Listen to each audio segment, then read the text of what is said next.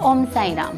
मैं पूजा आज के इस अध्याय में हेमाड पंथ द्वारा लिखित साई चरित्र में भगवत राव की कथा साझा करने जा रही हूँ। हेमाड पंथ लिखित आगे जितनी भी कथाएं हैं वह भगवत राव भक्तों की हैं।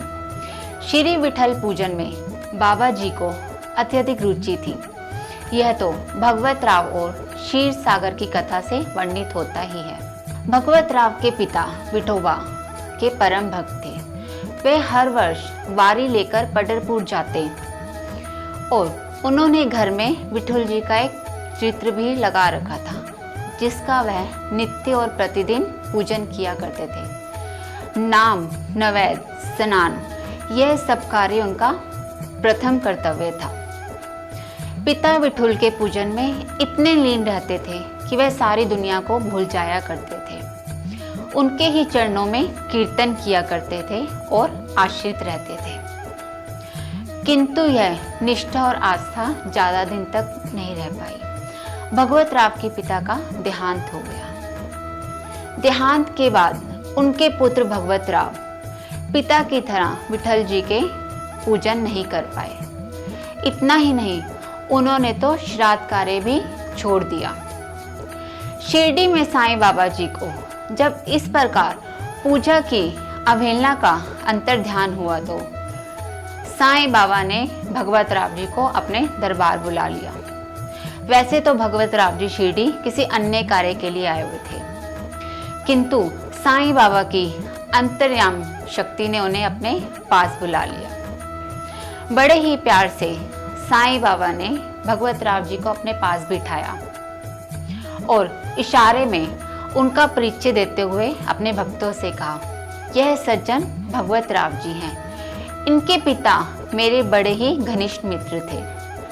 पिता विठल जी का पूजन बड़ी निष्ठा और आस्था से करते थे, किंतु भगवत राव जी, तुमने विठल जी का पूजन और कीर्तन करना क्यों छोड़ दिया? श्राद्ध अन्य कार्य भी करने क्यों छोड़ दिए? साईं बाबा की ये सब बातें सुनकर भगवत राव जी हैरान रह गए कि पिता के देहांत के बाद मैंने विठल जी का पूजन और श्राद्ध अन्य कार्य छोड़ दिए। इसका ज्ञात साईं बाबा जी को कैसे हुआ?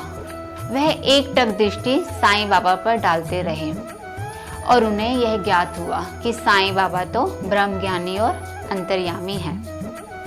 उन्होंने यह सब पहले ही जान लिया था। फिर साईं बाबा ने भगवत राव जी से कहा, मैं तो तुम्हारी वारी और नैवेद्य का इंतजार कर रहा था, किंतु तुमने मुझे और विठल जी को भूखा ही रख दिया, इसलिए मैंने तुम्हें यहाँ बुलाया है। या यूं कहो, विठल जी की आज्ञा से तुम्हें यहाँ बुलाया गया है। अब मैं तुम्हें फिर से विठल जी के पूजन में लगा दूंगा। यह सब सुनकर भगवत राव जी साईं जी के चरणों में गिर पड़े और गिड़गिड़ाने लगे। उन्होंने साईं बाबा से क्षमा मांगी कि हे साईं बाबा, मुझे क्षमा कर दीजिए। अब मैं भी पिताजी की तरह विठल जी के पूजन और अन्य श्राद्ध कार्य करूंगा। इसके उपरांत भगवत राव जी पिता की तरह ही विठल जी के सभी कार्य करने लगे और यह सब साईं बाबा की कृपा से हुआ कि भगवत राव जी विठल जी की पूजा और अर्चना में लीन हो गए। साईं बाबा द्वारा एक भूले भटके भक्त को फिर से विठल जी के पूजन में लगा दिया। ओम श्री अनंत कोटि ब्राह्मण नायक राजाधिराज योगी राज परब्रह्मा श्री सच्चिदानंद सद्गुरु साईनाथ महाराज की जय। सबका मालिक एक। ओम साई राम।